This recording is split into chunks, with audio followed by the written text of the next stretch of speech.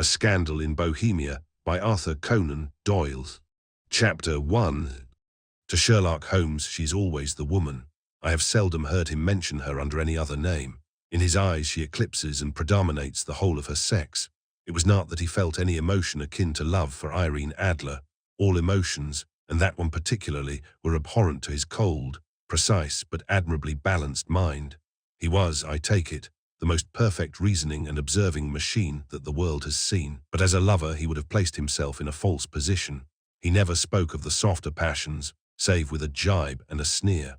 They were admirable things for the observer, excellent for drawing the veil from men's motives and actions. But for the trained reasoner to admit such intrusions into his own delicate and finely adjusted temperament was to introduce a distracting factor which might throw a doubt upon all his mental results. Grit in a sensitive instrument, or a crack in one of his own high-power lenses, would not be more disturbing than a strong emotion in a nature such as his. And yet there was but one woman to him, and that woman was the late Irene Adler, of dubious and questionable memory. I had seen little of Holmes lately. My marriage had drifted us away from each other. My own complete happiness, and the home-centered interests which rise up around the man who first finds himself master of his own establishment, were sufficient to absorb all my attention, while Holmes, who loathed every form of society with his whole Bohemian soul, remained in our lodgings in Baker Street, buried among his old books, and alternating from week to week between cocaine and ambition, the drowsiness of the drug, and the fierce energy of his own keen nature. He was still, as ever, deeply attracted by the study of crime, and occupied his immense faculties and extraordinary powers of observation in following out those clues and clearing up those mysteries which had been abandoned as hopeless by the official police. From time to time, I heard some vague account of his doings, of his summons to Odessa in the case of the Trepoff murder, of his clearing up of the singular tragedy of the Atkinson brothers at Trincomalee, and finally of the mission which he had accomplished so delicately and successfully for the reigning family of Harland. Beyond these signs of his activity, however, which I merely shared with all the readers of the daily press, I knew little of my former friend and companion. One night, it was on the 20th of March, 1888, I was returning from a journey to a patient, for I had now returned to civil practice, when my way led me through Baker Street. As I passed the well-remembered door, which must always be associated in my mind with my wooing, and with the dark incidents of the study in scarlet, I was seized with a keen desire to see Holmes again, and to know how he was employing his extraordinary powers. His rooms were brilliantly lit, and even as I looked up, I saw his tall, spare figure pass twice in a dark silhouette against the blind. He was pacing the room swiftly, eagerly, with his head sunk upon his chest and his hands clasped behind him. To me, who knew his every mood and habit, his attitude and manner told their own story. He was at work again. He had risen out of his drug-created dreams and was hot upon the scent of some new problem. I rang the bell and was shown up to the chamber, which had formerly been in part my own. His manner was not effusive. It seldom was, but he was glad, I think, to see me. With hardly a word spoken, but with a kindly eye, he waved me to an armchair, threw across his case of cigars, and indicated a spirit case and a gasogene in the corner. Then he stood before the fire and looked me over in his singular introspective fashion. "Wedlock suits you," he remarked. "I think, Watson, that you have put on 7.5 pounds since I saw you." 7, I answered. "Indeed, I should have thought a little more. Just a trifle more, I fancy, Watson, and in practice again, I observe. You did not tell me that you intended to go into harness." Then how do you know? "I see it, I deduce it. How do I know that you have been getting yourself very wet lately, and that you have a most clumsy and careless servant girl?" My dear Holmes, Said I. this is too much. You would certainly have been burned had you lived a few centuries ago. It is true that I had a country walk on Thursday and came home in a dreadful mess. But as I have changed my clothes, I can't imagine how you deduce it. As to Mary Jane, she is incorrigible, and my wife has given her notice. But there, again, I fail to see how you work it out." He chuckled to himself and rubbed his long, nervous hands together. "It is simplicity itself," Said he. "My eyes tell me that on the inside of your left shoe, just where the firelight strikes it, the leather is scored by 6 almost parallel cuts. Obviously, they have been caused by someone who has very carelessly scraped round the edges of the sole in order to remove crusted mud from it. Hence you see my double deduction that you had been out in vile weather, and that you had a particularly malignant boot-slitting specimen of the London slavey. As to your practice, if a gentleman walks into my rooms smelling of iodoform, with a black mark of nitrate of silver upon his right forefinger, and a bulge on the right side of his top hat to show where he has secreted his stethoscope, I must be dull indeed if I do not pronounce him to be an active member of the medical profession. I could not help laughing at the ease with which he explained his process of deduction. When I hear you give your reasons, I remarked, the thing always appears to me to be so ridiculously simple that I could easily do it myself, though at each successive instance of your reasoning I am baffled until you explain your process. And yet I believe that my eyes are as good as yours. Quite so, he answered, lighting a cigarette and throwing himself down into an armchair. You see, but you do not observe. The distinction is clear. For example, you have frequently seen the steps which lead up from the hall to this room. Frequently. How often? Well, some hundreds of times. Then how many are there? How many? I don't know. Quite so, you have not observed, and yet you have seen. That is just my point. Now I know that there are 17 steps because I have both seen and observed. By the way, since you are interested in these little problems, and since you are good enough to chronicle one or two of my trifling experiences, you may be interested in this. He threw over a sheet of thick, pink-tinted note paper which had been lying open upon the table. It came by the last post, said he. Read it aloud. The note was undated and without either signature or address. They will call upon you tonight at 7:45. It said, a gentleman who desires to consult you upon a matter of the very deepest moment. Your recent services to one of the royal houses of Europe have shown that you are one who may safely be trusted with matters which are of an importance which can hardly be exaggerated. This account of you we have from all quarters received. Be in your chamber then at that hour, and do not take it amiss if your visitor wear a mask. This is indeed a mystery. I remarked. What do you imagine that it means? I have no data yet. It is a capital mistake to theorize before one has data. Insensibly, one begins to twist facts to suit theories instead of theories to suit facts. But the note itself, what do you deduce from it? I carefully examined the writing and the paper upon which it was written. The man who wrote it was presumably well-to-do. I remarked, endeavoring to imitate my companion's processes. Such paper could not be bought under £0.50 a packet. It is peculiarly strong and stiff. Peculiar, that is the very word, said Holmes. It is not an English paper at all. Hold it up to the light. I did so and saw a large E with a small g, a P, and a large G with a small t woven into the texture of the paper. What do you make of that?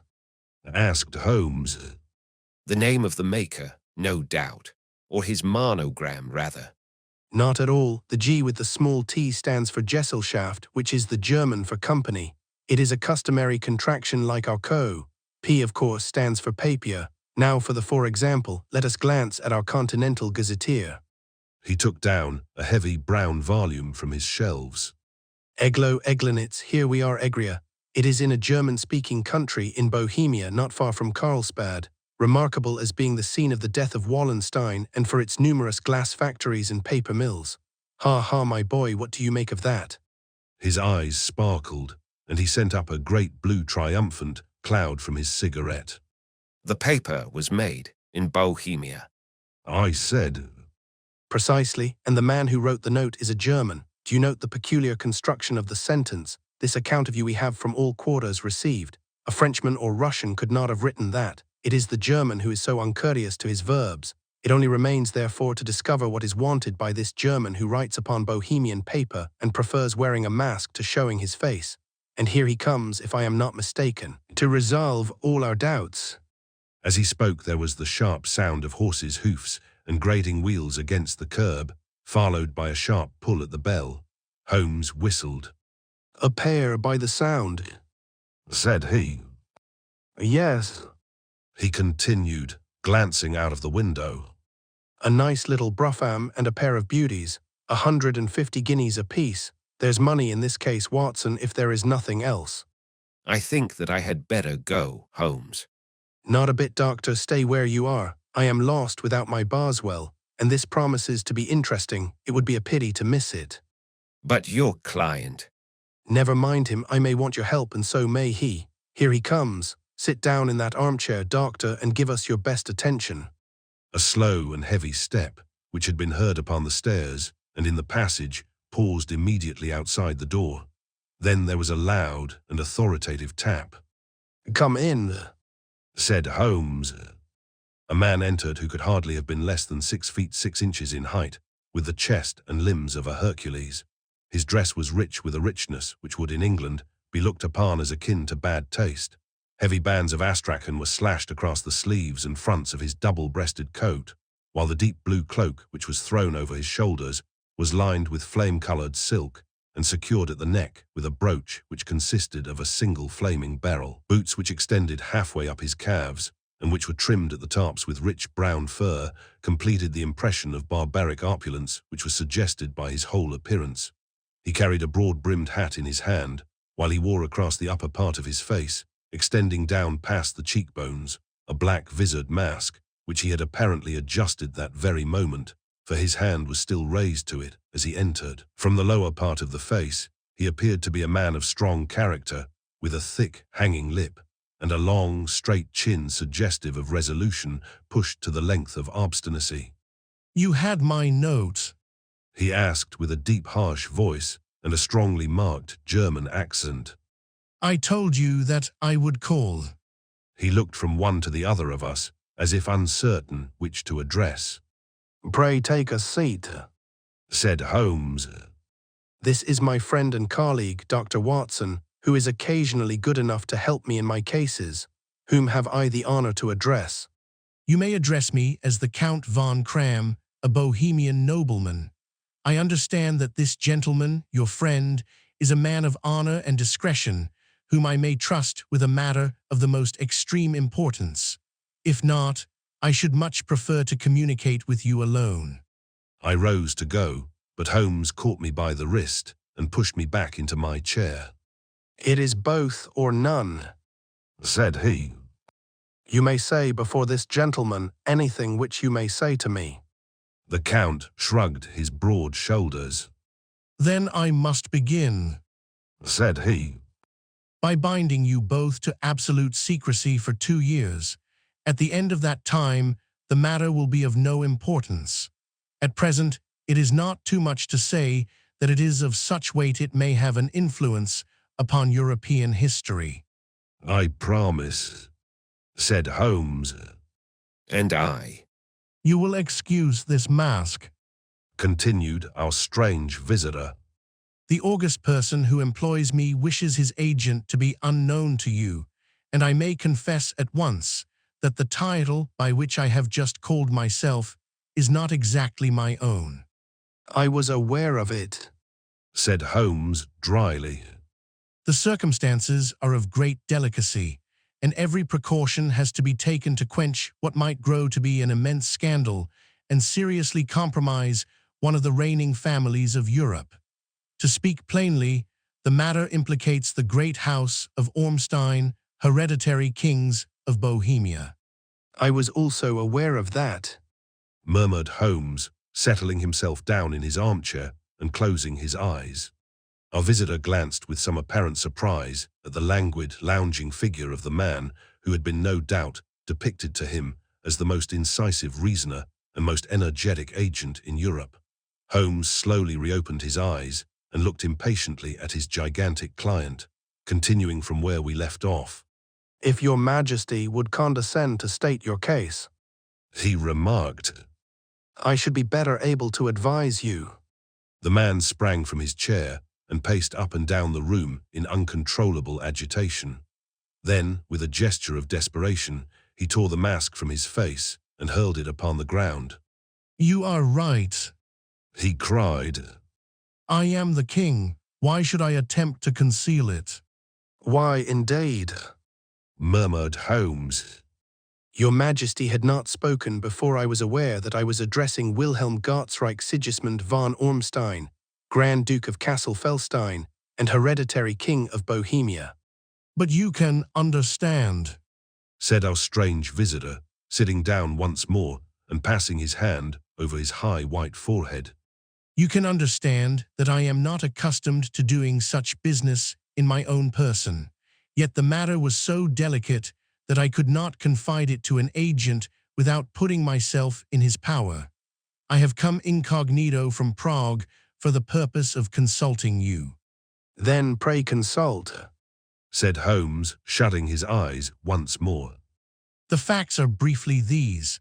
Some 5 years ago, during a lengthy visit to Warsaw, I made the acquaintance of the well-known adventuress Irene Adler. The name is no doubt familiar to you. Kindly look her up in my index, Doctor. Murmured Holmes without opening his eyes. For many years, he had adopted a system of darkening all paragraphs concerning men and things, so that it was difficult to name a subject or a person on which he could not at once furnish information. In this case, I found her biography sandwiched in between that of a Hebrew rabbi and that of a staff commander who had written a monograph upon the deep-sea fishes. Let me say, Said Holmes. Hum, born in New Jersey in the year 1858. Contralto hum, La Scala hum, prima donna Imperial Opera of Warsaw. Yes, retired from operatic stage. Heart living in London, quite so. Your Majesty, as I understand, became entangled with this young person, wrote her some compromising letters, and is now desirous of getting those letters back. Precisely so, but how? Was there a secret marriage? None. No legal papers or certificates? None. Then I fail to follow, Your Majesty. If this young person should produce her letters for blackmailing or other purposes, how is she to prove their authenticity? There is the writing. Pooh, forgery. My private notepaper. Stolen. My own seal. Imitated. My photograph. Bought. We were both in the photograph. Oh dear, that is very bad. Your Majesty has indeed committed an indiscretion. I was mad, insane. You have compromised yourself seriously. I was only crown prince then. I was young. I am but 30 now. It must be recovered. We have tried and failed. Your Majesty must pay. It must be bought. She will not sell. Stolen then. 5 attempts have been made. Twice burglars in my pay ransacked her house. Once we diverted her luggage when she traveled. Twice she has been waylaid. There has been no result. No sign of it. Absolutely none. Holmes laughed. It is quite a pretty little problem, Said he. But a very serious one to me. Returned the king reproachfully. Very indeed. And what does she propose to do with the photograph? To ruin me. But how? I am about to be married. So I have heard. To Clotilde Lothman von Saxe-Meiningen, second daughter of the King of Scandinavia. You may know the strict principles of her family. She is herself the very soul of delicacy. A shadow of a doubt as to my conduct would bring the matter to an end. And Irene Adler Threatens to send them the photograph, and she will do it. I know that she will do it. You do not know her, but she has a soul of steel. She has the face of the most beautiful of women and the mind of the most resolute of men. Rather than I should marry another woman, there are no lengths to which she would not go, none. Here's the next chunk. You are sure that she has not sent it yet? I am sure. And why? Because she has said that she would send it on the day when the betrothal was publicly proclaimed. That will be next Monday. Oh, then we have 3 days yet, Said Holmes with a yawn. That is very fortunate, as I have 1 or 2 matters of importance to look into just at present. Your Majesty will, of course, stay in London for the present. Certainly, you will find me at the Langham under the name of the Count von Cram. Then I shall drop you a line to let you know how we progress. Pray do so. I shall be all anxiety. Then, as to money, You have carte blanche. absolutely. I tell you that I would give one of the provinces of my kingdom to have that photograph. And for present expenses, The king took a heavy chamois leather bag from under his cloak and laid it on the table. There are 300 pounds in gold and 700 in notes. He said. Holmes scribbled a receipt upon a sheet of his notebook and handed it to him. and Mademoiselle's address. He asked. Is Briony Lodge, Serpentine Avenue, St. John's Wood? Holmes took a note of it. One other question. Said he. Was the photograph a cabinet? It was. Then good night, Your Majesty, and I trust that we shall soon have some good news for you. And good night, Watson. He added as the wheels of the royal brougham rolled down the street. If you will be good enough to call tomorrow afternoon at 3 o'clock, I should like to chat this little matter over with you.